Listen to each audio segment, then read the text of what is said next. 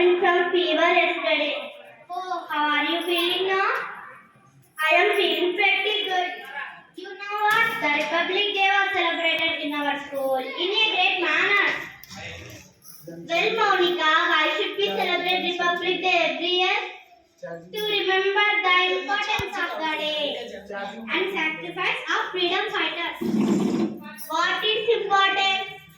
By the time we got independence from British rule, we did not have any constitution to rule of our country. We need laws. That's why Dr. B.R. Ambedkar and many others drafted our constitution. How long did it take the constitution? It took 2 years, 11 months and 18 days. When was our constitution adopted? Was adopted on 26th November 1949. When did it take the into?